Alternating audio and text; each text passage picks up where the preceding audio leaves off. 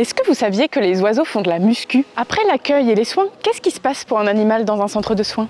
Eh bien, c'est l'heure de la réhabilitation. On peut dire aussi que c'est la phase de rééducation, un peu comme si on va chez le kiné ou si on se remet en forme. Mais concrètement, qu'est-ce qui se passe pour les animaux? Quelle que soit l'espèce, elle sera installée dans des structures plus grandes et n'aura plus de soins réguliers.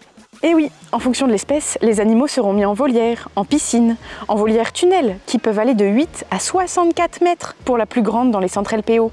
D'autres seront mis dans des enclos de plus ou moins grande taille. Ce sera le cas des hérissons, des renards, des écureuils.